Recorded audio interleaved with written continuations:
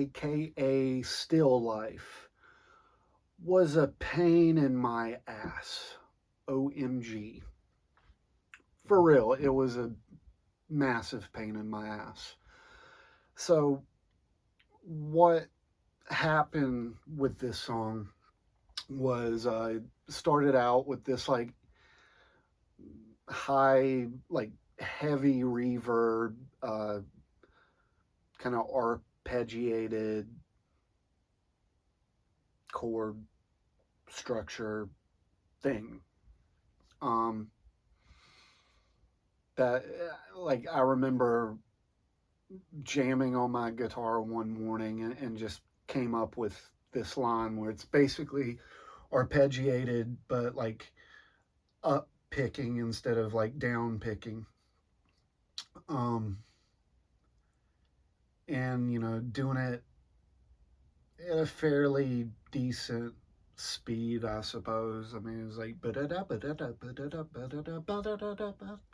sort of thing. Um, and I just couldn't really get it. Um, like the timing of it. So figured, this was fairly early on when I started recording. When I started this song. Um, and I figured, okay, I think I've got a decent version of it. And so, record guitar left, then guitar right, then do a bass track, and then the vocals, and so forth. Um, and I thought I had it, and then I listened to it again, and I'm like, that you know foundational, just first guitar track that's like kind of dead center in the mix.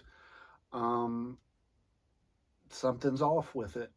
So I lowered the volume for it and then um, recorded a much more like ambient guitar tone kind of behind it or in front of it. However, that I'm not exactly what I'm not exactly sure what uh, like the ratio of the volume levels with that foundation reverb track was. I can't remember basically. Um, I just wanted to hide, the screw ups, so to speak. And yeah, so once I got to the drums for it, I thought it was, you know, well enough in timing, and then started the drums, and think I've got it finished, and then move on to another song, and then a couple of months goes by and I come back to it to make sure everything's, on time. And every time I would come back to this song, I would just listen to it and ask myself what the hell I was thinking, because it was just obvious that it wasn't on time. And it got to the point after just a few rounds of quantizing the drums and everything that just I just be frank, by this past November, I thought I was going to have to scrap this song completely. Um, for a day or two, I was kind of like in crisis mode with this song because I knew I wasn't going to go back and like re-record the entire thing because it was just going to take too much time. My goal was to release this album by New Year's Eve. That was my initial goal. And once New Year's Eve came, I was like, I've still got more work to go. I've got to, dot T's and cross I's, so to speak. I knew that I had, a few more weeks of work um, to get it to the point that I could, you know, be confident enough to release the entire album to the world. But yeah, I honestly thought in November that I was just gonna release it as a demo version, basically to tell everyone, hey, I completely screwed this up. One day I'll go back and re-record it and make sure everything's, on time, you know, metronome, whatever. Um, but for now, I figured, oh, I'm not going to be able to just completely scrap it, because if I leave this out, then yeah, most people wouldn't recognize the difference if it wasn't on the album. But like me personally, like it would just bug the hell out of me. Um, but I kind of like sat on it for a day or two, and then kind of realized, like thinking about it, and just trying to simply problem solve in my head, like how can I fix this? And it sort of came to me, and it really just came down to the drums need more space. Of, you know, like especially during the verses, of just like this boom boom da boom boom rest, boom boom da boom boom rest. um and originally I didn't have that planned out, but I was like, this may be the only way that it'll at least appear to be on time. And even with that, like there were places where I knew it was still, maybe half a bar too long or too short or whatever. Like especially during the choruses for this song, it was like, yeah, this goes, half a measure too long. And I was like, how can I fix that without like trying to quantize the entire track? Just cut and drag everything. And believe me, I actually tried that earlier on, and my software was not having it. It was, everything was just like, it was a nightmare. Um, try to drag things, I don't know, half a second or so, and just everything got off. It was, yeah, it was. I can't stress how much a nightmare that was. Um, and then you just like undo it, and yeah, but yeah, it was like, well, what can I compensate this, half a bar or whatever? And it was like, oh, just add like some sort of like bell sort of symbol thing, And so, like during the choruses especially, you'll notice a couple of times where I just like add these weird things, and it was simply just to keep the timing, and try to hide the fact that it was off time. Um, yeah, I admit that, because like I did what I had to do. But I don't know what this song would have sounded like if I had recorded everything perfectly in time, and just like from the very beginning. I don't know what this song would have sounded like. Probably similar, but I think it would have been way different. And despite the screw ups, um, I'm kind of proud of some of, like the ambient guitar that I used to try to mask some of the reverb guitar, um, mistakes or off timing sort of stuff, because that like ambient guitar pretty much goes through the entire song in one way or another. But like there are sections where it sounds more like I'm playing a synthesizer, or some sort of like ambient keyboard sort of thing. And no, it was all guitar. Like I listened to it and I'm like, this is kind of crazy, because it really does sound like something completely different. And it kind of sounds cool because of that, but that wasn't my original intention. But, you know, I guess this song is kind of an example of like just letting, I mean, like you may have an idea of how it should sound exactly, you know, when you start recording it, but it just sort of kind of takes a life of its own as like the creative process, you know, starts going towards, you know, the final product. Um, so really, you know, the song's far from perfect in my ears, but I somehow pulled it off. And like, I'll take that as a win because, like, as much as this song was a pain in the ass, the fact that it somehow came together at the end, like, that was a win that I desperately needed. So, cool beans.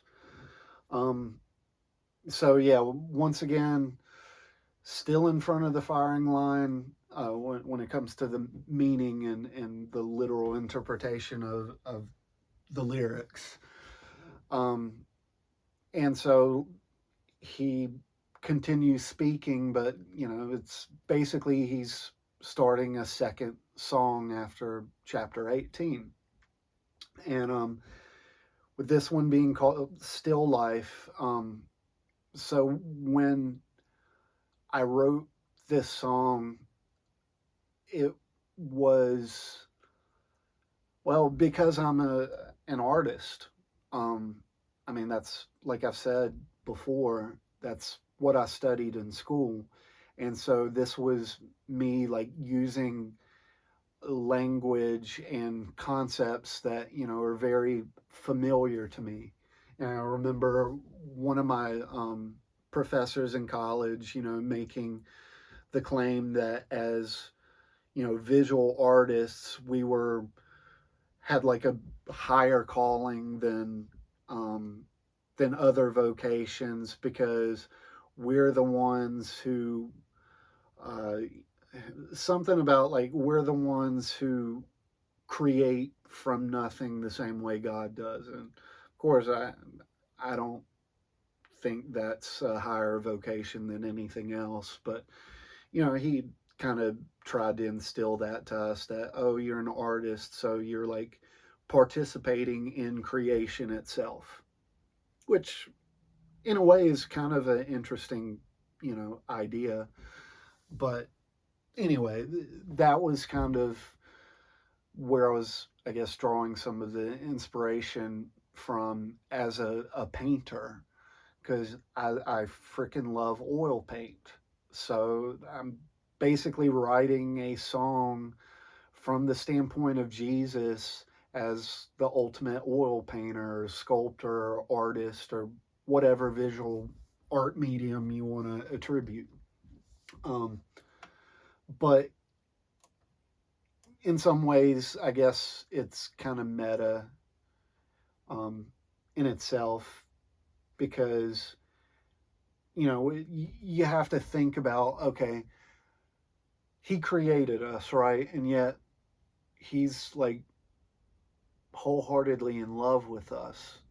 You know, that's kind of a weird idea to be so enamored and use wedding language at that to describe that love towards this something that you created.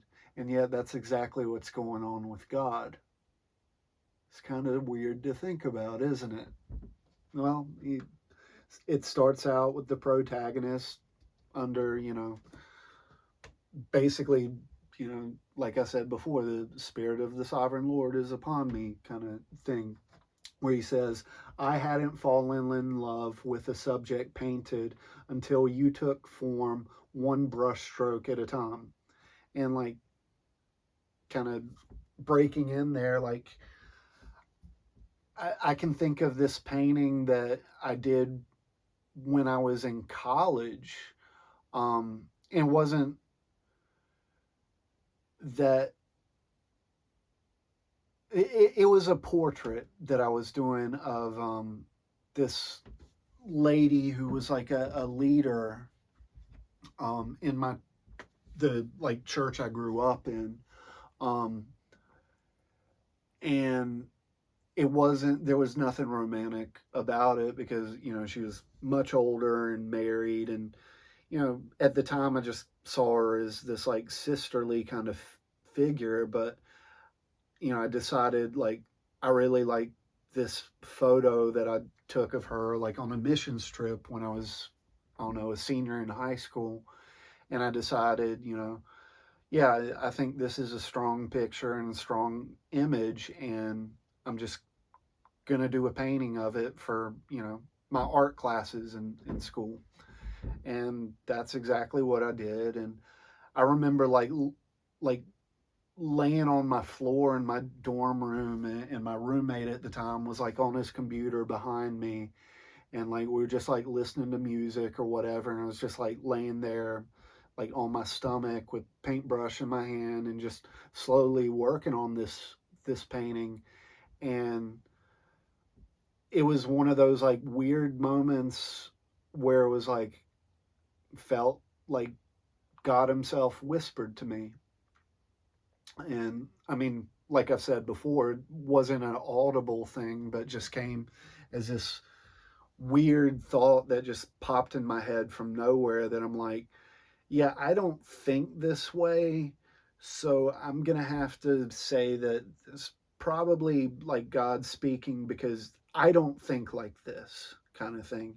And anyway, what was said was, Ben, what you're painting right now, essentially, she represents the church. And like when I saw that, or when I heard that, and like while I was like working on this painting, like I just freaking burst into tears, because like it just made sense in a way, because it was like the look on her face was of this like sad yet hopeful love, I guess, while she was like had this other girl like head in her lap, and she was just like stroking her hair or something like that. And like it was very motherly and maternal.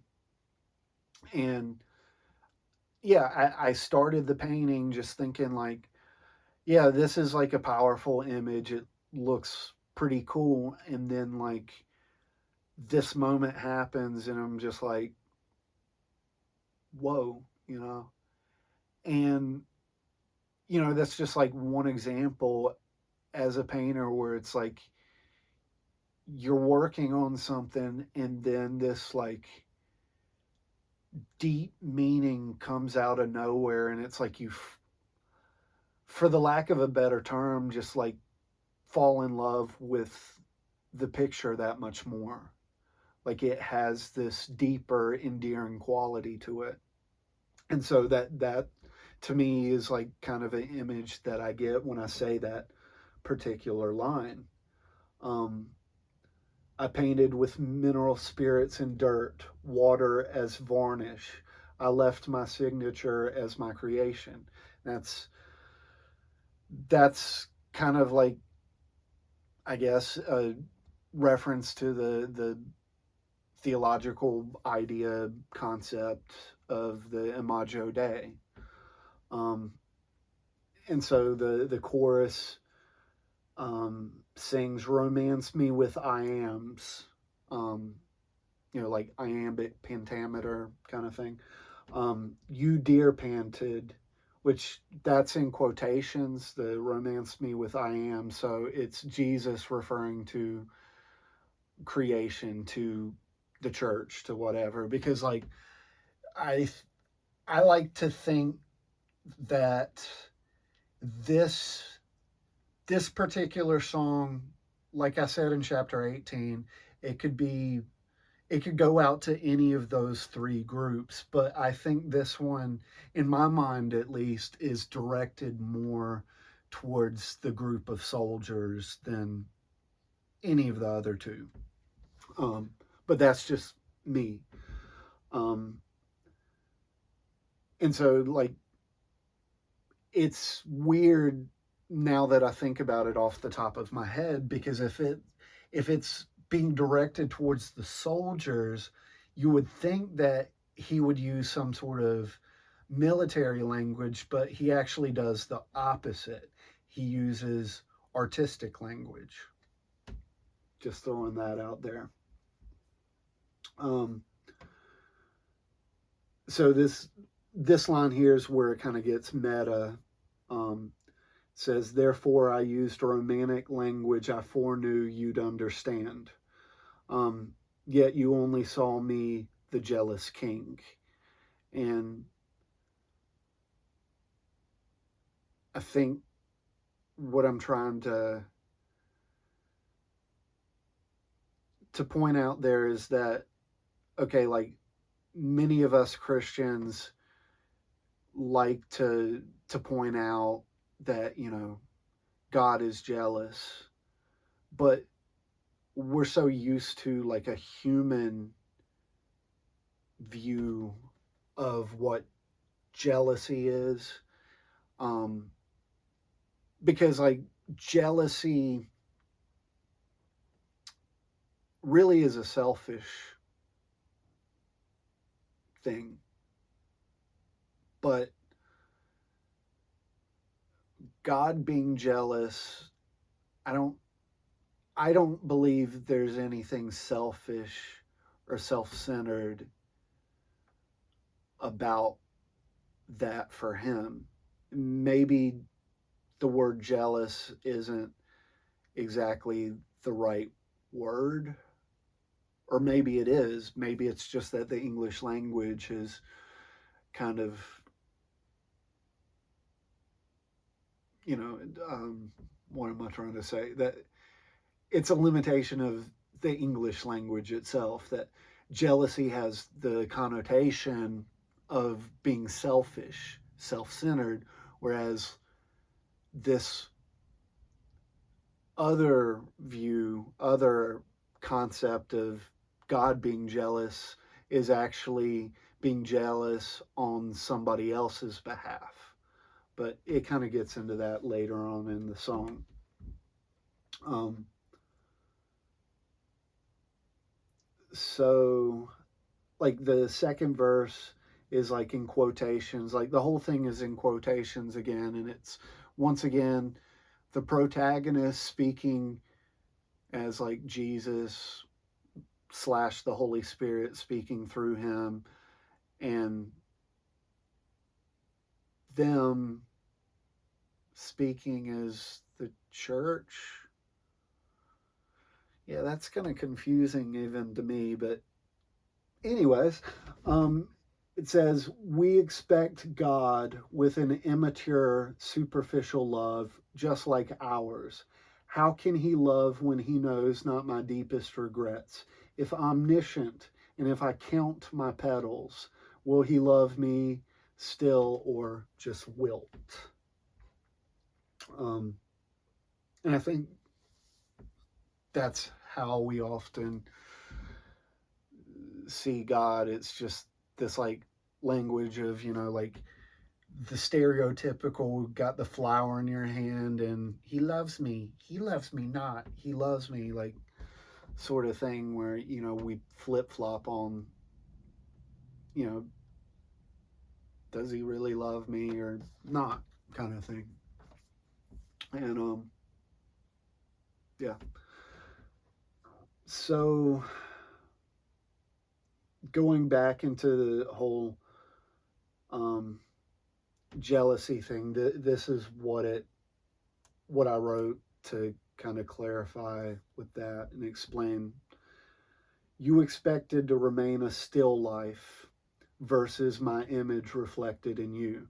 And still life in, you know, paintings and art, visual arts in general, is just some sort of like object or objects, you know, like, you know, the professor would set up a still life and we would have to paint it, and it would be like flowers and a like cattle skull or a vase or whatever.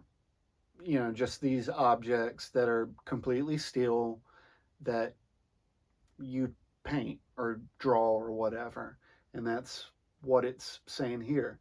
You expected to remain a still life, this static image, if you will, versus my image reflected in you, jealous towards all. You thought me envious towards your identity, but jealousy was never quite your accepted reality. Because the father despises when delinquents wilt his daughter's love, and the husband abhors a rival peering with bedroom eyes. They both know to protect their lover's heart. And that's what I'm trying to point out when it comes to, you know, this idea of God being jealous. Um, and so like there's a section where it like becomes like black metal and stuff, and like program the drums like blast beat sort of thing, because that's how I roll. And it growls, "None can love as I do. All I ever wanted was for all to see your beauty. Yet you thought I wanted a trophy wife to be my eye candy, a means to an end." Um, and it ends by saying, "I want a mother to my children, a lover to accept my grace, to turn from two-dimensional canvas to spouse." And something that I want to point out here. Um, so I remember, I think I mentioned this like Catholic, Pentecostal, charismatic, whatever professor that I had when I was in college, and he was basically like my early church history teacher. And there was this quote that he used to say to us often in that class that has just always stuck with me. And it was a quote, I believe it was attributed to Saint Cyprian, and it was essentially this. I can't remember the exact quote, but my paraphrase of it is something like, "No man can call the church, or no man can call um, no man can call God his father without first calling the church his mother." And that's a really weird idea and concept. I can't think of God as my father if I don't think of the church as my mother. That's essentially what it's saying. And I remember number of years back, I think my dad and I were like working in the yard one day, and I sort of like paraphrased this idea concept to him.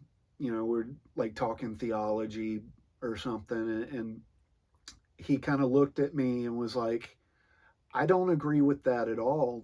That's weird." And I was like, "I can see where you're coming from, but think about it in this way. The idea is that the church is his bride, right? You know, to become his wife or whatever. But really, what is a wife anyway? Well, a wife, like kind of natural law, natural progression of things is that a wife becomes a lover, becomes a mother, right? And that was the idea. And just kind of talking it through with my dad, he was like, that's really interesting. I never really saw it that way before. And that's what I'm trying to point out in this song, is that, you know, as much as when it comes to like romance or romantic theology, thinking of the church as bride and to become his wife and everything, the idea, and this goes back to what my professor was trying to I guess argue and get in our heads at the time, is that the church is meant to reproduce. Um, and like even when you think about like especially within like European Catholicism and the way that the architecture um, is like basically laid out within the churches. I remember this from like studying Renaissance architecture and like art history courses in college. Um, was that like the idea of the baptismal pool, the font, whatever you want to call it, was that it was supposed to have this like subconscious image of it being a womb. Um, so like even that gets the idea of cross that like, hey, the church is meant to be this maternal motherly figure, and so that's what I wanted this song to be about, is that it's using artistic language because it's something that like is dear to me as an artist, but kind of turning it on its head and saying, look, yes, humanity, the church, is essentially kind of like originally a still life because it's created. Um, but it isn't meant to stay that way. It isn't meant to be static. It is meant to become dynamic because that's what happens when life is breathed into something. Going back to the Genesis accounts, even. Um, and so, yeah, to turn from two-dimensional canvas to spouse, that's kind of, yeah, that would be my message, I guess, to the church with this song.